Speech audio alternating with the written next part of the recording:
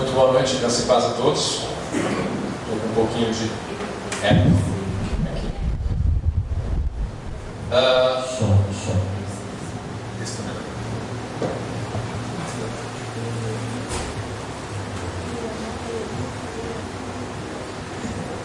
Agora está melhor. Vamos abrir nossas Bíblias em Colossenses, capítulo 1. Eu vou ler inicialmente os versículos 9 e 10. Colossenses 1, 9 e 10.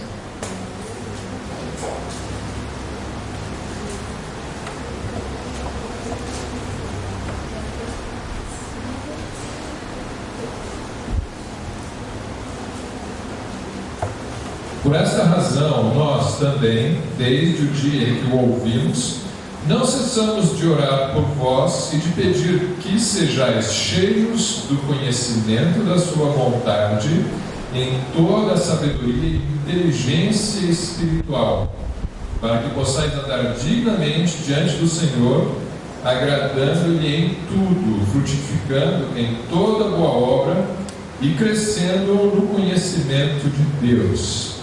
Por enquanto, até aqui, vamos orar. Senhor Deus, debaixo dessa tua palavra que nós lemos, nós queremos pedir nesse momento que nós possamos ter este conhecimento, esse entendimento, essa sabedoria espiritual que é mencionada neste texto. Porque se o apóstolo Paulo orava pelos crentes que eles adquirissem essa sabedoria espiritual, nós também clamamos ao Senhor que possa nos iluminar a termos esse entendimento, Deus, para que possamos ser agradáveis ao Senhor em tudo. Peço a tua bênção para esta mensagem, que o teu Espírito possa nos transformar essa noite. Em nome de Jesus. Amém.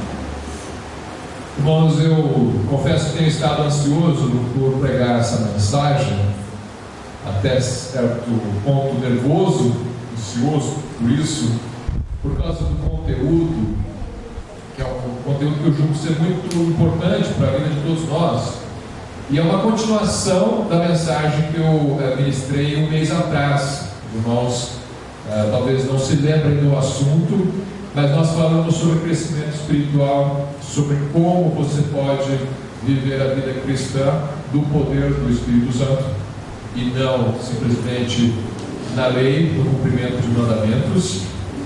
E hoje é uma continuação daquela mensagem. Se você não esteve presente, ou se você não se lembra, eu vou fazer uma pequena recapitulação, mas a mensagem está no YouTube também, para quem quiser assistir, está no canal Recorrente, você pode procurar ali. Está falando de algo muito importante nesse versículo 9 aqui, quando ele diz que Paulo está pedindo que eles sejam cheios do conhecimento da sua vontade. Primeiramente, você tem que ser cheio do conhecimento da vontade de Deus. Saber a vontade de Deus é central na sua vida, porque você vive para isso. Você vive para fazer a vontade de Deus. Então você precisa conhecer a vontade de Deus. E você precisa ter, para fazer essa vontade de Deus, você precisa ter uma certa sabedoria e inteligência espiritual. Paulo quer que nós tenhamos toda a sabedoria e inteligência espiritual. Talvez o termo mais adequado na tradução aqui seria entendimento espiritual. Você pode traduzir como entendimento também espiritual. E no versículo 10, para que ter esse entendimento espiritual, essa sabedoria? Para que você possa frutificar em toda boa obra e crescer no conhecimento de Deus. Você veio para a igreja para crescer no conhecimento de Deus. Você está aqui para louvar o Senhor, para adorar a Deus e também para crescer no conhecimento de Deus. Sem crescer no conhecimento de Deus, você não pode cumprir o seu propósito de viver para a glória de Deus. E esse entendimento ligado então com a maneira como você vai conseguir agradar a Deus, como você vai conseguir vencer as suas tentações e frutificar para toda boa obra, é talvez, eu possa dizer, o ponto central da vida cristã, o ponto chave da vida cristã, que se você errar esse ponto, As outras coisas são de menor importância. É importante você estudar a Bíblia para conhecer as histórias bíblicas, para você ter as Escrituras na sua mente, para poder usá-la em momento oportuno. É importante você conhecer as profecias para te dar um vislumbre daquilo que Deus tem preparado para nós. Mas no final das contas, tudo isso é para te estimular a obediência, para te estimular a viver de uma maneira adequada diante de Deus. O conhecimento que nós temos das Escrituras não é só um conhecimento teórico para satisfação de uma curiosidade que nós temos, ou de um intelectualismo que você gostaria de ter com relação às Escrituras. Não é só isso. Você tem este conhecimento para se aproximar do Senhor, para andar mais próximo dele, para conhecer melhor a sua vontade e saber como cumprir essa vontade. Então é crucial que nós tenhamos essa inteligência espiritual para agradar a Deus em todo momento. E nós, para isso, precisamos ter conhecimento de um mistério descrito aqui em Colossenses capítulo 1. Esse mistério é mencionado nos versículos 26 até 28. Ele fala assim, capítulo 1 de Colossenses, versículo 26: o mistério que esteve oculto desde todos os séculos e em todas as gerações, e que agora foi manifesto aos seus santos, aos quais Deus quis fazer conhecer quais são as riquezas da glória deste mistério, de novo essa palavra, entre os gentios. Qual mistério que foi revelado agora? Ele não está mais misterioso, ele era um mistério, foi um mistério até começar essa época da igreja. Paulo revela o mistério aqui, que é Cristo em vós, esperança da glória. Cristo em vós, esperança da glória, a quem anunciamos, admoestando a todo homem e ensinando a todo homem em toda a sabedoria, para que apresentemos todo homem perfeito em Cristo Jesus. Existe um mistério que os antigos não conheciam, que possibilitaria que o homem fosse perfeito diante de Deus. E esse mistério foi revelado através de Cristo e dos apóstolos para nós, para que nós vivêssemos com o conhecimento desse mistério, para que pudéssemos ser perfeitos diante de Deus e comunicar essa perfeição com o homem. Agora, essa palavra incomoda um pouco, né? Perfeição, perfeito diante de Deus. Sabemos que nenhum de nós é perfeito, então por que ele está falando que nós devemos abraçar esse mistério para que Paulo apresentasse todo homem perfeito em Cristo Jesus? Está falando de perfeição. Eu e você, se somos minimamente sinceros conosco mesmos, nós sabemos que nossos atos não são perfeitos, nossas palavras não são perfeitas e nossos pensamentos não são perfeitos. Aquilo que você olha, aquilo que você escuta, não revela perfeição em todo o tempo. Mas Paulo está apontando um caminho de perfeição, e é esse caminho que nós devemos buscar. E ele fala que isso é um mistério que estava oculto, escondido dos antigos, e que é revelado a nós. Cristo em nós, a esperança da glória. Cristo em nós, a esperança da glória, os antigos não sabiam. Abraão não sabia disso, Moisés não sabia disso, Davi não sabia disso, Daniel não sabia disso. Eles não sabiam. Isso era um mistério que estava oculto. Não havia Cristo vivendo neles. Para nós que somos crentes em Jesus Cristo, na época em que vivemos, Deus preparou este presente para a sua igreja, que é Cristo em nós, a esperança da glória. Sabendo deste presente, que era um mistério, agora não é mais, muitos cristãos ainda preferem andar como os antigos, com uma lista de mandamentos na mão e se esforçando para guardar esses mandamentos, sem saber que existe Cristo em nós, que nos dá o poder para viver a vida conforme Deus quer. Então as pessoas encaram as suas vidas cristãs como se estivessem vivendo na época do Velho Testamento, simplesmente debaixo da lei, olhando para aqueles mandamentos e tentando em si mesmos guardar aqueles mandamentos. Quando o ensinamento de Paulo, principalmente Paulo nas suas epístolas, é que você deixe Cristo viver em você. Você se preocupe com isso. Você tenha sua mente ocupada com isso, com Cristo vivendo em mim. Se Cristo viver em mim, eu vou guardar os mandamentos. Então eu não me ocupo de decorar e de meditar nos mandamentos em primeiro lugar. Eu vou fazer isso também, mas em primeiro lugar, eu estou preocupado com a minha relação com Cristo. E eu estou preocupado em não deixar que o meu eu interior atrapalhe a manifestação de Cristo perante as outras pessoas. Eu vou tentar deixar isso mais claro ao longo dessa mensagem, usando as Escrituras. Existem inúmeros textos falando sobre como você pode deixar Cristo viver em você. Como você pode vencer o seu eu, como você pode quebrar este eu que atrapalha a sua vida cristã e deixar a vida de Cristo fluir com naturalidade, para que você não ande em pecado. E aí sim você vai entender as palavras do apóstolo Paulo, que falam sobre perfeição, que ele quer apresentar todo homem perfeito em Cristo, porque ele sabe que dentro de cada um de nós existe um homem perfeito. Esse homem é Cristo, não é você, não sou eu. Cristo é perfeito, Cristo é perfeito. Então, sempre que você dá lugar ao Espírito Santo na sua vida e não a carne, você está dando lugar a um homem perfeito. Nossa manifestação deste homem não vai ser perfeita, porque sempre tem um pouco do eu atrapalhando. E o nosso exercício diário ao longo de toda a nossa vida é conseguir colocar este eu de lado para que Cristo apareça em mais transparência, para que as pessoas enxerguem Cristo em nós.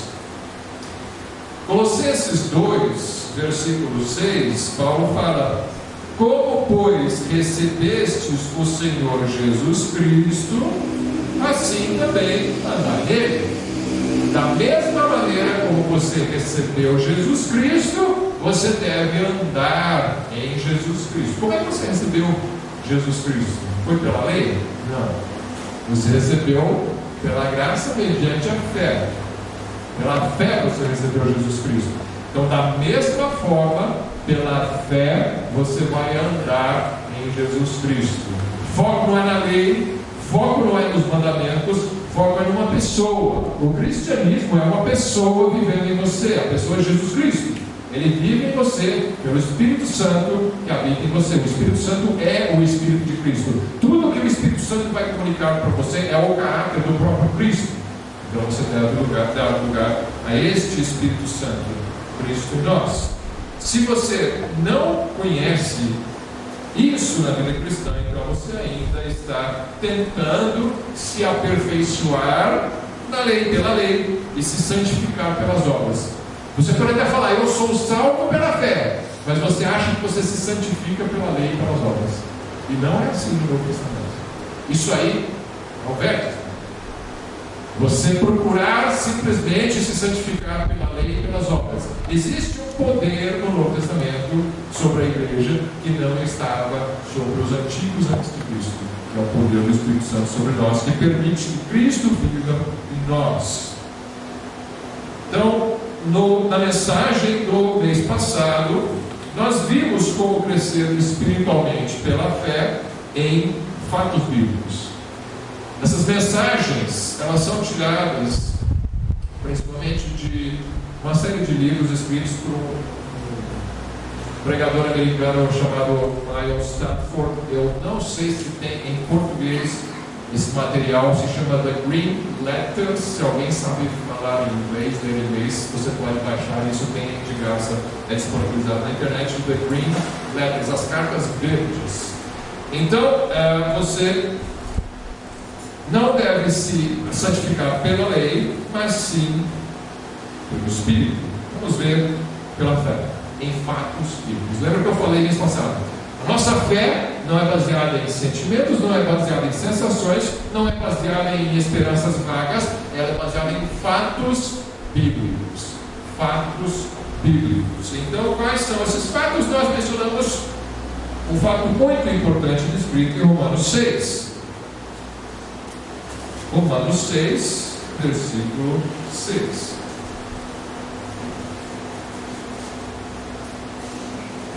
sabendo isto, que o nosso homem velho foi com ele quem? Com Cristo, crucificado, para que o corpo do pecado seja desfeito, para que não sirvamos mais ao pecado.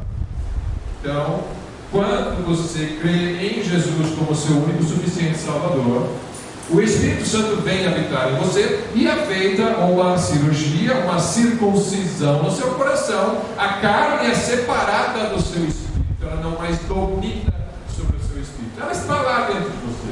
Ela ainda te atrapalha, ela ainda te influencia para o mal, mas ela não mais te domina. Você não é obrigado a fazer a vontade da carne, a vontade do eu. O eu procura o quê? O eu procura agradar a si mesmo.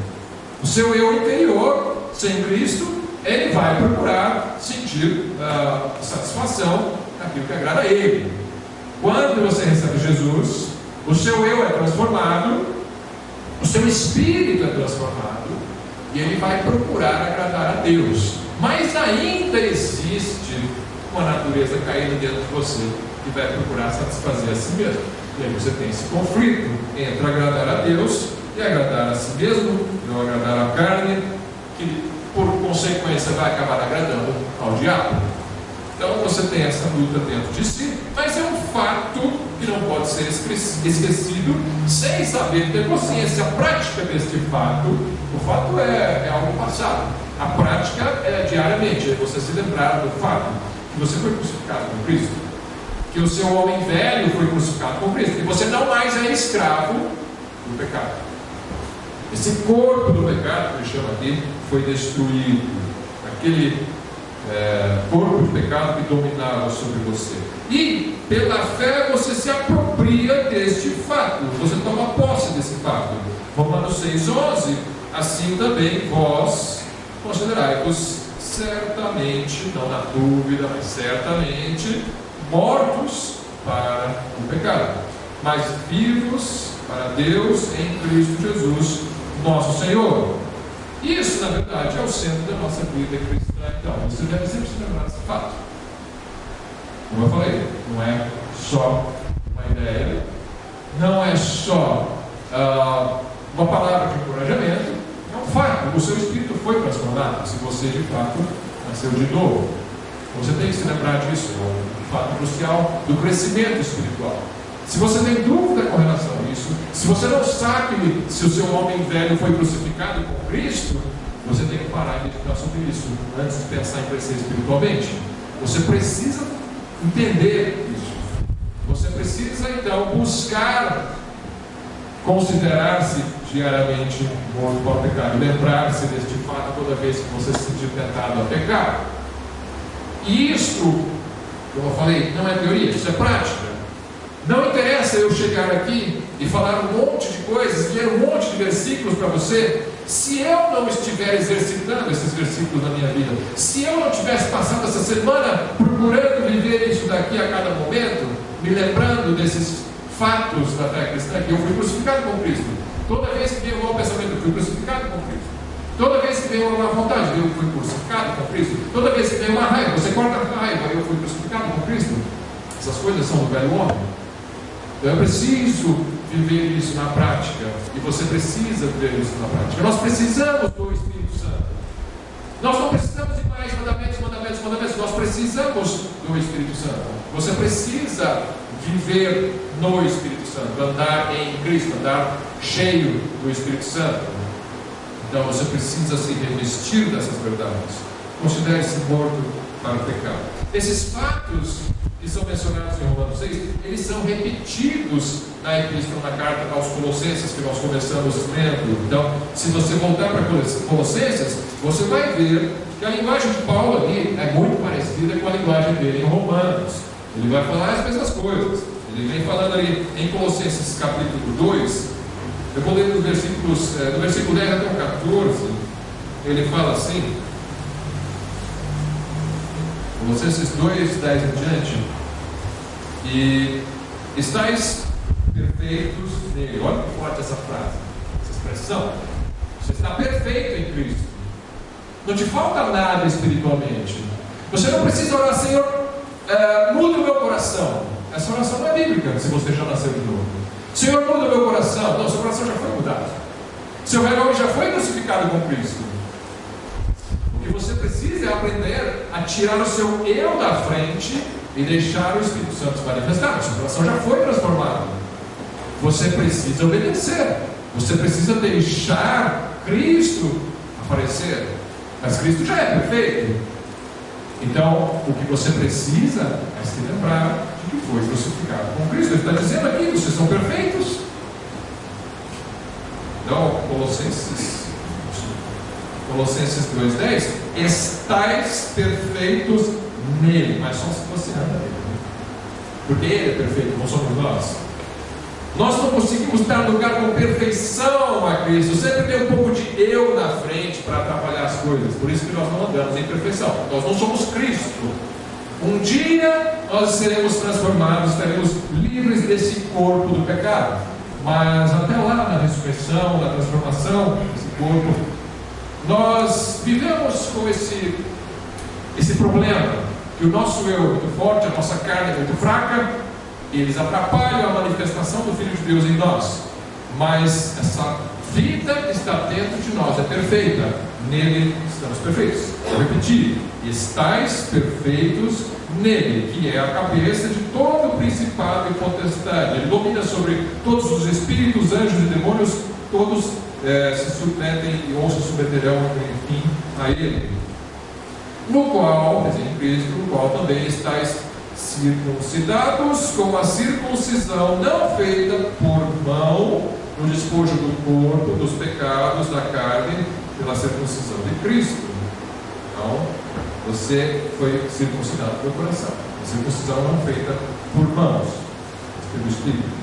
Sepultados com ele no batismo, nele também ressuscitastes pela fé no poder de Deus, que o ressuscitou dentre os mortos, assim como Cristo ressuscitou você, literalmente, fisicamente, você espiritualmente ressuscitou junto com ele.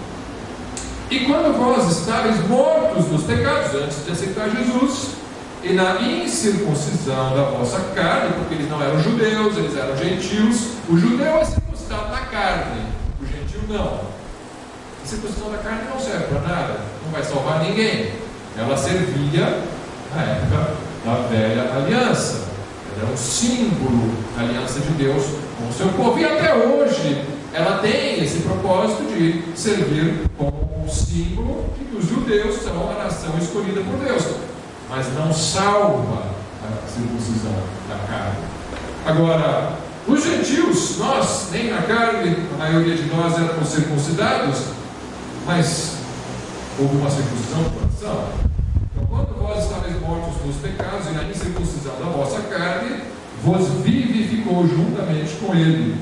Quer dizer, ele foi ressuscitado, você foi ressuscitado com ele, perdoando-vos de todas as ofensas, havendo riscado a cédula que era contra nós nas suas ordenanças. Que cédula era contra nós nas suas ordenanças? A lei de Moisés, porque a lei de Moisés condena todos os que não andarem na lei de Moisés à morte. Então nós estávamos condenados. Essa lei, a qual de alguma maneira nos era contrária, e a tirou do meio de nós, gravando-a na cruz. Não vamos entrar nos detalhes aqui do fim da lei, quem sabe um dia a gente estuda isso em mais detalhes, mas o fato é, ele está dizendo, existe uma outra realidade hoje. A realidade não é esta, que você vai encontrar em muitas igrejas ainda hoje, dizendo que você tem que guardar a lei de Moisés, senão você não vai ser salvo. Não é essa a realidade. A realidade é que você tem que ter a circuncisão do coração, senão você não vai ser salvo. Não a circuncisão da carne. Então você precisa ter o seu coração circuncidado, transformado pelo Espírito Santo. Como é que eu posso viver essa perfeição que está sempre mencionando aí no livro de Colossenses? Então eu quero isso para mim. Quero pelo menos me aproximar o máximo possível dessa perfeição que habita nos crentes. Como é que eu posso experimentar isso na prática? O objetivo então dessa mensagem, o objetivo central é mostrar que você não precisa fazer muitas coisas para Deus para atingir a perfeição e assim ser aceito por Ele. Não é isso. Eu preciso fazer muito para Deus, aí Ele vai me aceitar, Ele vai me considerar mais perfeito do que eu era ontem. Não, se você tiver esse foco na sua mente, você vai chegar em frustrações e decepções. O que você precisa é descansar em Cristo. Este é o caminho dessa perfeição que Paulo está falando. É descansar em Cristo. Em outras palavras, você poderia dizer também permanecer em Cristo. O termo bíblico usado para isso também. Permanecer em mim. Se você permanece em Cristo, você dá muito fruto. Se você não permanece, não dá muito fruto. Então você precisa descansar em Cristo, porque Cristo sabe frutificar. Você não sabe. Nós precisamos aprender isso. Para saber como agradar a Deus em tudo, ele falou no Colossenses 1:9-10, agradar a Deus em tudo, é preciso entender a diferença entre dois conceitos: o conceito da sua posição e o conceito da sua condição. Eu vou explicar daqui a pouco. Então, duas coisas que você precisa entender, estão relacionadas, mas são diferentes. Uma é a sua posição e outra é a sua condição. Então, muitas pessoas estão se esforçando para melhorar a sua condição, fazendo muitas obras para Deus, muito serviço para Deus, tentando guardar muitos mandamentos para Deus para melhorar a sua condição, e acham que assim vão conseguir crescer espiritualmente e fazer com que Deus fique feliz com você. Não é esse o caminho para agradar a Deus. Na verdade, Deus vai se agradar de você se você estiver na posição certa. As suas obras podem ser agradáveis ou desagradáveis a Deus. O que são as obras? As obras são ligadas à sua condição. A condição é aquilo que você está fazendo no dia a dia. Sua posição está ligada com a origem, a fonte da sua espiritualidade. Qual é a fonte da sua espiritualidade? O que é que te traz vida espiritual?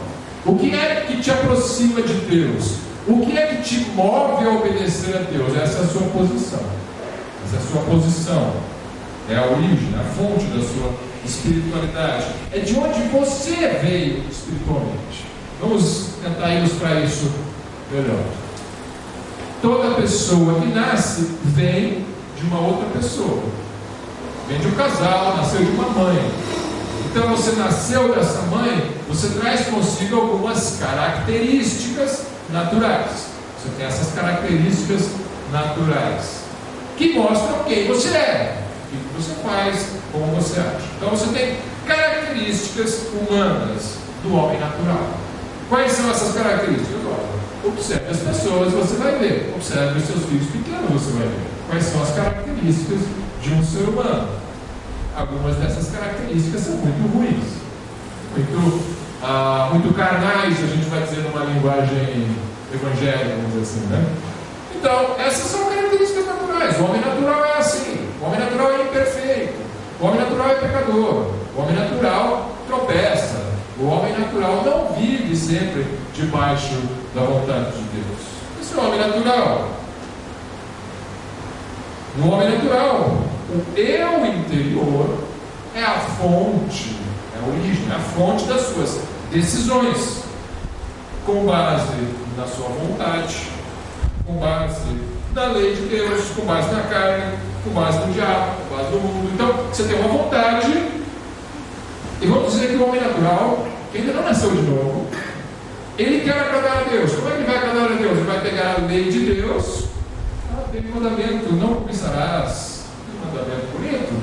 Eu vou guardar esse mandamento. Não cobiçarás. Tem uma vontade. Minha vontade no momento é agradar a Deus. Eu vou guardar os 10 mandamentos. Tá. Então, qual é a fonte da espiritualidade dele? É o eu interior dele e a vontade dele. Ele tem um livro que diz o que ele tem que fazer. E ele tem influências, né, das pessoas, do diabo, do mundo. E ele vai deixar a sua vontade se guiar por uma influência ou outra. Os irmãos sabem qual é o resultado no final. Vai ser tropeço após tropeço. Ele vai perceber que volta e meia ele está cobiçando. Volta e meia está cobiçando. Então vem frustrações. Eu preciso dar um jeito de guardar essa lei. Mas ele não encontra poder para se manter próximo dessa lei. Mas ele percebe que a lei é perfeita e boa e santa. E ele, se for sincero, se o Espírito Santo estiver trabalhando já no coração dele, vai perceber que ele não consegue. Se ele for muito hipócrita, ele vai achar que está conseguindo, né? Está bem, não guarda, eu nunca vou isso. Isso é a cegueira máxima, né? Quando a pessoa acha, ela consegue de fato guardar a lei de Deus. Mas o homem natural só tem isso, ele tem o eu interior dele e a carne, e ele tem os mandamentos, ele tem que se virar para guardar isso aí. A mesma coisa vale para um cristão que não está vivendo no mistério de Cristo vivendo em nós. O cristão que não abre os olhos para esse mistério, Cristo vive em você, que para nós não é mais um mistério, já foi revelado. O cristão que não abre os olhos para isso, ele está vivendo a sua espiritualidade do mesmo jeito que o incrédulo, que tem uma lei e tem uma vontade, um eu, e ele vai tentar no seu próprio eu obedecer os mandamentos, deixando de lado o poder que está dentro dele, que é Cristo vivendo dele. Quando, na verdade, ele devia se concentrar na sua posição e não na sua condição. O que é a posição, então? A posição é a fonte da espiritualidade. A fonte da sua espiritualidade é o seu eu ou é Cristo vivendo em você? Essa é a sua posição. Sua posição, você está em Cristo ou você está no eu ou na carne? Se você nasceu de novo, perante Deus, para a salvação, você está em Cristo. A sua posição é em Cristo. Agora, na sua mente, você pode esquecer disso e querer ficar vivendo igual aquele incrédulo lá que só olhava para a lei e para a carne. Esquece que Cristo vive em você. Então, quando nós nascemos de novo, nós herdamos espiritualmente novas características. Jesus passa a ser a fonte da vida cristã. Nele nós estamos posicionados diante do Pai. Efésios 2:6.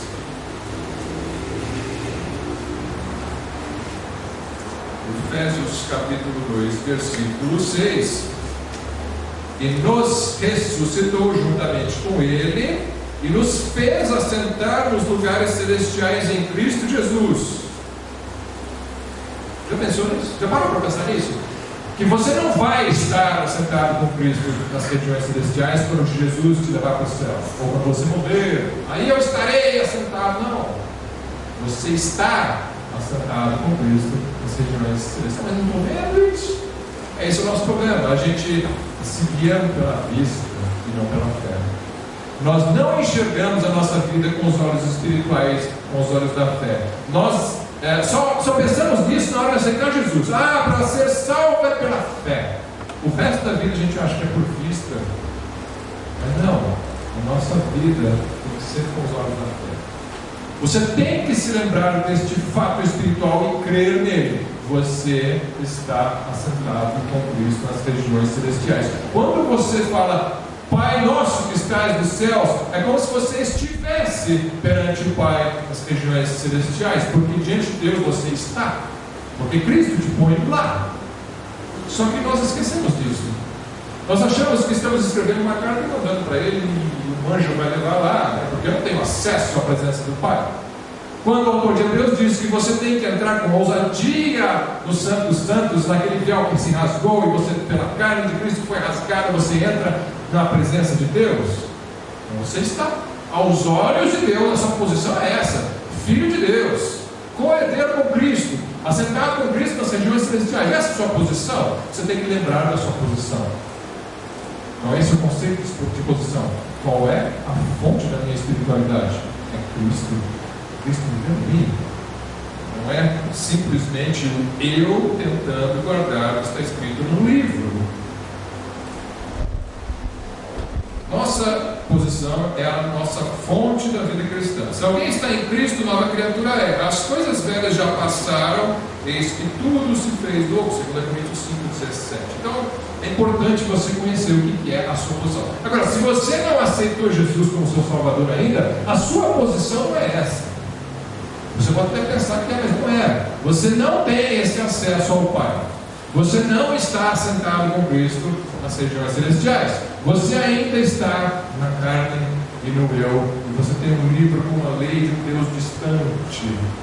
que eu tenho que guardar muitos mandamentos e mandamentos e vou guardar, e quem sabe eu chego mais perto dele, se ele achar que eu mereço. Muita gente pensa assim. Muito evangélico pensa assim. Não. Você tem uma posição em Cristo, é pela fé e é de graça. Você não merece essa posição, nunca vai merecer, não interessa o que você faça, mas ela é sua pela graça mediante a fé. O que é a nossa condição?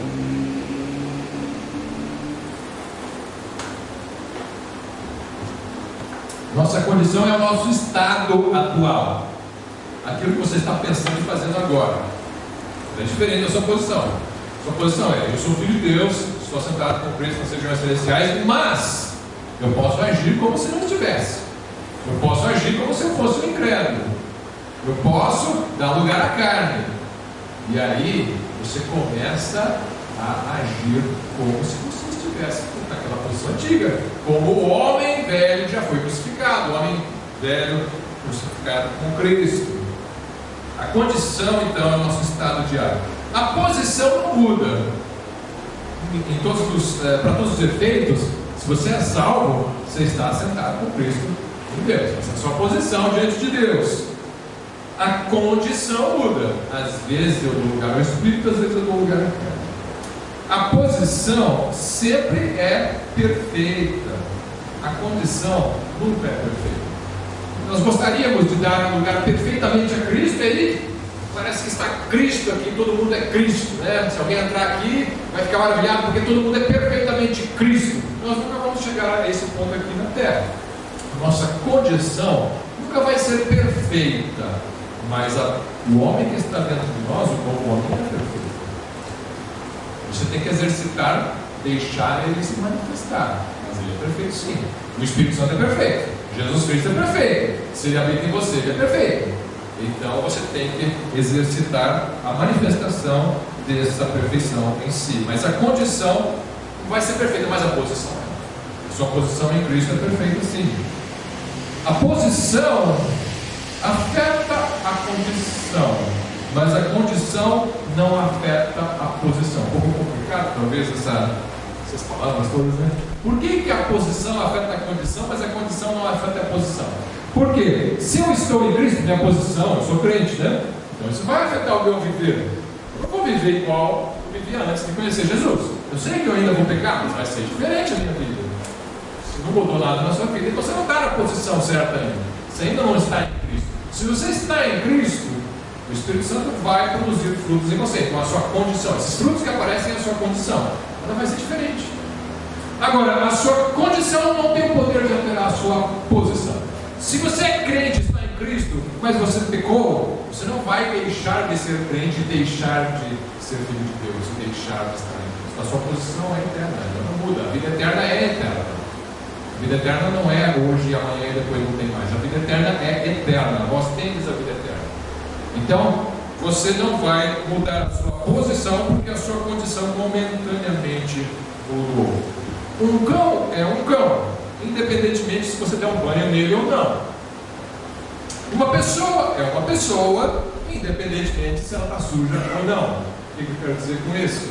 A posição do cão é cão. Se você dá um banho nele, não vai mudar a posição. Ele continua sendo cão. Uma pessoa está na posição de pessoa.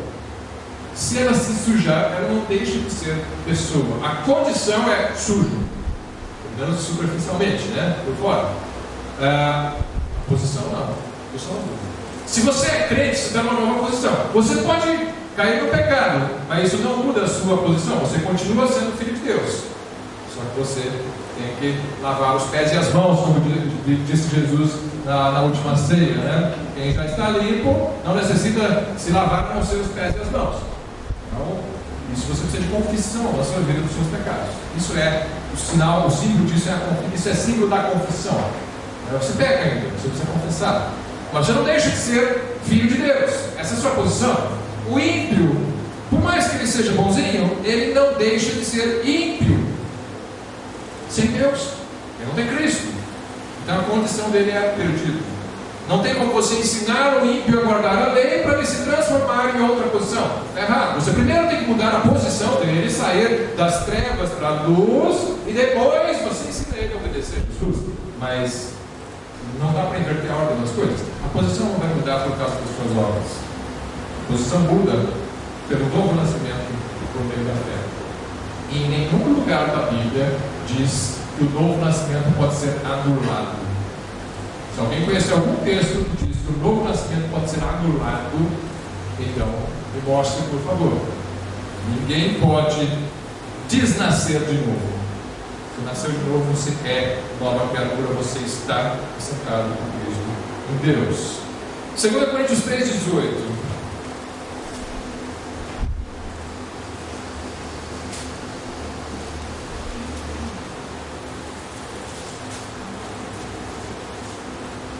Segunda Coríntios 3,18.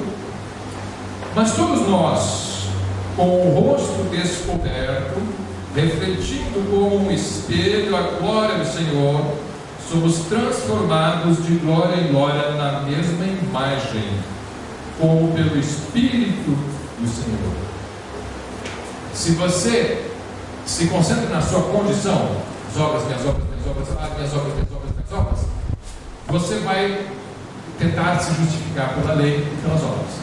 O jeito que a Bíblia aponta é diferente, é você olhar para Jesus, contemplar Jesus e deixar você refletir Jesus para as outras pessoas. E aí as obras vão aparecer. As obras são importantíssimas, ninguém distorça as minhas palavras, por favor. A vida cristã, ela é feita de obras, mas ela é obras feitas em Cristo. O foco da sua mente, da sua concentração, não é as obras, o foco é Cristo vivendo em mim. Você tem que deixar refletir a luz de Cristo da maneira como ele está falando aqui, com um espelho para refletir a glória do Senhor. O rosto descoberto, nós somos transformados de glória em glória na mesma imagem. Que imagem? Na imagem do Senhor, pelo poder do Espírito do Senhor. O mesmo Espírito que está sobre Cristo, que está sobre você. Mas você precisa acreditar nisso, você precisa crer nisso para isso acontecer. E aí vai haver crescimento, e aí as obras vão se manifestar, vai alterar a sua condição. Falta de fé na posição leva então o cristão a depender somente do seu eu para agradar a Deus. Se você sempre está na dúvida se você está em Cristo ou não, você tem que se esforçar mais, né? Sempre as minhas obras. O meu eu é que vai ser a fonte das minhas boas obras, porque eu me mantenho salvo pelas minhas boas obras, né? Porque se eu não tiver boas obras, eu vou deixar de ser filho de Deus, e aí eu estou perdido. Então a pessoa vive com medo, e vive com peso, e vive com esse fardo. Esse fardo deveria simplesmente estar travado na cruz, e você descansar em Cristo. O segredo da vida cristã é aprender a descansar em Cristo. Você não muda de posição diariamente, apenas olha para Jesus e se lembra pela fé que você está nele. Às vezes a gente esquece disso. Você tem que estar olhando para ele, para se lembrar de que você está em Cristo. O crente que não sabe da sua posição em Cristo procura melhorar sua condição, suas obras, para ser aceito pelo Pai, em vez de descansar em sua posição e confiar que Cristo vai se manifestar em sua vida. Aprenda a descansar em Cristo. É ser ou fazer. Essa é a questão. É ser ou fazer. Você vai se concentrar em fazer muitas coisas ou em ser? Ser o quê? Ser um cristão. Ser a imagem de Cristo para as pessoas. Deixar Cristo viver e se manifestar em você. A comunhão com Deus deve ter precedência sobre serviços e atividades. Ser é mais importante do que fazer, porque se você for, você vai fazer. Quem é, faz. Agora, nem sempre quem faz é, tá? Quem é a imagem de Cristo vai fazer a vontade de Cristo. Às vezes as pessoas não são e ficam imitando. Isso pode acontecer, nosso julgamento é imperfeito. Mas se você se concentrar em ser mais próximo de Cristo, você vai fazer as obras de Cristo. Mas o foco é em ser, em comunhão com Cristo. Esse é o centro da vida cristã. Você aumentar diariamente a sua comunhão com Cristo. O seu estilo de vida deve refletir quem você é. Você não deve se esforçar para viver como alguém que você não sabe se é. Nem sei se eu sou salvo ou não, mas eu tenho que me esforçar para ser. Não vai funcionar. Você tem que saber que você é. E deixar Cristo te guiar. Todo crente, eu vou fazer um exemplo antes de continuar a conversa. O que quer dizer isso aí de o seu estilo deve refletir quem você é? Olha, se você é rico, você pode viver como rico. Você pode comprar um carrão. Talvez para você seja barato. Eu comprei ali na promoção, era uma Ferrari. Tem um pouco de ostentação que ele está também, né? Mas, enfim, se você é rico, você consegue viver como rico. Se você é pobre, você não pode tentar viver como rico. Não adianta tomar um empréstimo para comprar um carrão, porque você vai se perder isso daí. Não é assim que funciona. Cada um tem uma posição, né? O rico é rico, o rico é rico. O pobre não é rico, ele pode fingir que é rico e tentar uma fachada de rico. Essa fachada vai ruir mais cedo ou mais tarde, né? A cobrança vai chegar. Então não adianta você tentar viver como alguém que você não é. Todo crente é rico. Cristo tem uma vida perfeita dentro de você. Cristo habita em você. Então todo crente é rico em Cristo. Mas muitos não sabem disso e tomam empréstimo do eu para melhorarem sua condição e serem aceitos por Deus. Ele não sabe que Deus já aceita você porque Cristo habita em você. Então ele está lá com medo de não ser aceito pelo seu pai. Ele não sabe mais nem se hoje ele é pai ou não, porque ele não sabe se perdeu a salvação. E aí ele está sempre com medo. E aí ele precisa se esforçar para melhorar a condição para ser aceito por Deus, né? Então você está tomando empréstimo do eu. É o eu tentando agradar a Deus. Não é você descansar no fato: eu pertenço a Deus, Deus habita em mim, Deus me aceita, não por causa da minha condição, mas por causa da minha posição, porque eu estou em Cristo. E agora eu vou me concentrar em deixar Cristo viver em mim. Já não sou eu quem vivo, mas Cristo vive em mim, diz Paulo, né? Nós temos que prestar atenção nesses textos. Eles não são só para Paulo. Como Paulo vivia em Cristo, Cristo vivia nele. Não, todo mundo esse texto. Um outro exemplo. Como é que você tenta fazer algo de Deus no eu? O eu decide que vai dar 20% do salário para missões para agradar a Deus.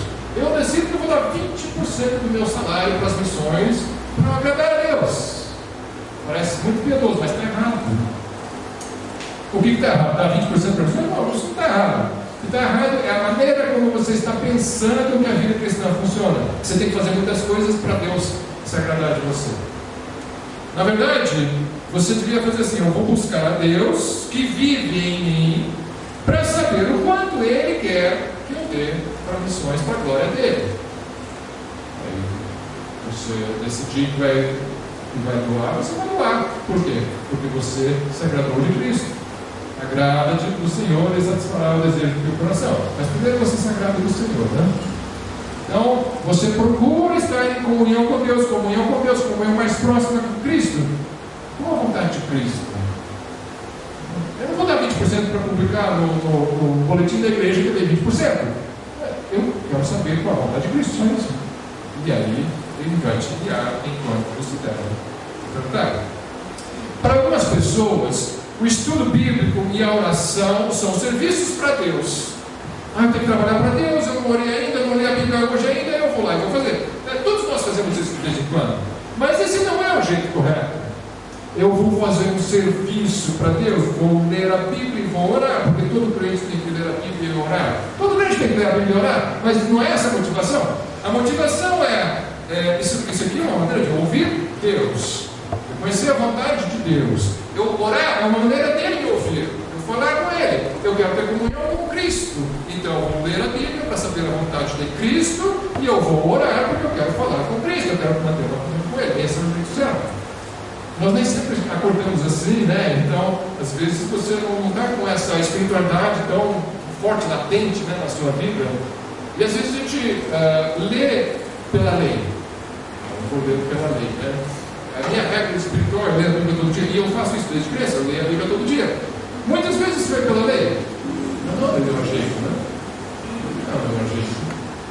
é melhor do que não ler, porque você está assimilando alguma coisa, está aprendendo alguma coisa. Eu vou orar, muito obrigado orar, né? Porque eu tenho que orar, né? Mas melhor fazer pela lei do que não fazer, essas como se chama, disciplinas espirituais que a pessoa fala, né? Mas não é para ser um serviço a Deus isso. Isso aqui é para ser um alimento para o meu homem interior, para que ele cresça em proximidade com o Senhor, para que eu experimente a vida em abundância, não para que eu volte às práticas da lei. Procure ser antes de fazer. Descansar em Cristo e consentir em ser amado, mesmo sem merecer, é o privilégio de todo cristão. Falei isso outra vez e vou repetir. Descansar em Cristo e consentir em ser amado, mesmo sem merecer, é o privilégio de todo cristão, independentemente da sua condição. É por causa da sua posição em Cristo. Porque Deus ama Cristo e Cristo está em você. Ele te ama. Como então crescer? Em 2 Coríntios 3,18 nós temos: olhe para Cristo, mas todos nós, com o rosto descoberto, refletindo como um espelho a glória do Senhor, somos transformados de glória em glória na mesma imagem, como pelo Espírito do Senhor. Olhe para Cristo. Oferecer os seus próprios serviços a Deus não agrada a Deus, sabia disso? Eu vou fazer, né, para Deus, isso aí não é agradável a Deus. Eu vou fazer, o meu ego vai fazer para Deus. Não é assim que ele nos ensina no Novo Testamento. Ele só se agrada daquilo que vem de Cristo.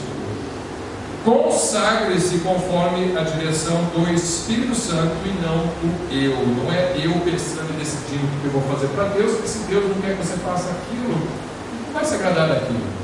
Ele quer que você tenha comunhão com Ele, e aí o Espírito Santo vai te dizer o que Ele vai fazer. Muita coisa Ele já disse, né? Está escrito aqui. Vai usar essa mensagem que eu estou pregando como uma desculpa para não obedecer esse livro, tá? Está escrito aqui, sim, a direção geral. Os particulares de cada vida é com você e Deus. Quanto que eu vou depositar ali? É você e Deus. Quanto que eu vou gastar em tempo em oração? É você e Deus. Eu vou jejuar hoje ou não? É você e Deus. Isso eu vou dizer para você. Você tem comunhão com Deus. O eu quer fazer muitas coisas para Deus porque ele gosta de se comparar com os outros. O seu eu, o meu eu, o ego, ele gosta de fazer muitas coisas porque aí ele olha assim, aquele irmão não está fazendo tanto quanto eu estou melhor que ele. É isso alivia a sua consciência, né? Isso aí é o eu fazendo as coisas para Deus. Eu fazendo as coisas. E você julga que o outro é mais fraco que você porque está fazendo menos coisas do que você. Isso é uma justificação pelas obras, uma santificação pelas obras. Somente focando em sua posição em Cristo é que você pode agradar a Deus e ter a consciência limpa. E a glória não vai ser para você, vai ser para Ele. O eu nunca vai conseguir ser bom o suficiente para agradar a Deus. Quanto mais cedo você chegar nessa conclusão de que você nunca vai ser bom o suficiente para agradar a Deus, melhor. Você vai se livrar desse fracasso garantido de ficar tentando agradar a Deus na própria carne, no próprio eu. Você tem que aprender a deixar Cristo viver você. Tá, entendi mais ou menos que as coisas tem que fazer em Cristo e não no eu. Um pouco nublada essa ideia, mas estou começando a captar, vamos dizer. Isso aqui dava tempo, tá? Eu medito sobre isso a minha vida inteira, tá? Isso na prática, você tem que praticar para começar a viver isso, tá? Eu posso falar muito aqui, você meio que concorda, não sabe, mas começa a praticar, e você vai começar a entender. Mas como que eu me livro da escravidão do eu? Se você começou a perceber que tem algo dentro de você que te atrapalha na comunhão com Deus, que te atrapalha a fazer a obra de Deus do jeito de Deus, então você deve pensar, mas eu quero tirar isso da minha frente então. Quero tirar esse eu da minha frente que está me atrapalhando, quero deixar Cristo viver. Como é que eu faço isso? Bom, de novo, é pela fé na sua posição em Cristo e de que Cristo vive em você. Costume-se com essa ideia. Às vezes, não é só pela fé, É fé mesmo, como está escrito. Às vezes, essa fé vem só pelo ouvido, né? Ouviu a palavra de Deus, leu, você creu e você já começa a praticar e você sente a mudança na sua vida. Outras vezes, não é só isso. Deus tem que quebrar o seu eu. Deus vai agir de uma maneira poderosa, porque o seu eu não está quebrando. Você está lendo, você está ouvindo, mas não está tendo a mudança, o crescimento espiritual. Você não está vendo progresso na sua vida espiritual. Pode deixar que Deus sabe quebrar a gente, tá? Ele vai começar a quebrar você com disciplina do Espírito Santo para mudar a sua vida. Ele começa a mudar a sua vida. E ele vai quebrando e transformando por meio dessas disciplinas que às vezes são dolorosas.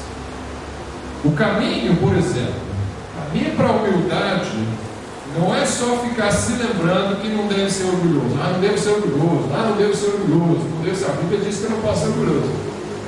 Verdade. Mas para algumas pessoas, para a maioria de nós, não vai ser suficiente eu me lembrar disso. Às vezes Deus tem que te humilhar, às vezes publicamente, para você entender na prática que você não é nada. E você confiou em si, você falou, eu vou fazer acontecer. E você caiu no cavalo. E você pensa, não, eu não sou tudo isso. É Deus te ensinando a humildade. A Bíblia diz que tem que ser humilde.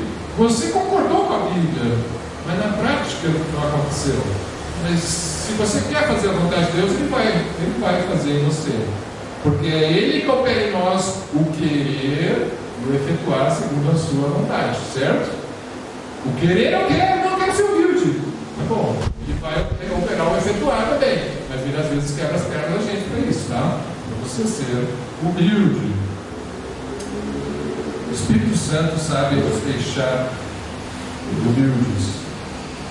A humilhação pública, então, às vezes leva a essa humildade. Às vezes, se você não se preocupa com os outros, pode ser que Deus te deixe passar fome, para que você aprenda a olhar para quem está passando fome.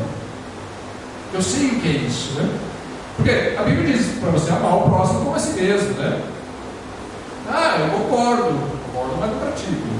Então, pode ser que Deus vá te colocar numa situação de dificuldade para que outros te ajudem e você perceba, eu nunca ajudei ninguém assim do jeito que eu estou sendo ajudado. E é preciso humildade para aceitar a ajuda dos outros também. Muita gente está necessitada, a igreja quer ajudar, e a pessoa não quer ser ajudada por causa de orgulho. Então, Deus trabalha com isso para quebrar orgulho e quebrar falta de amor ao próximo.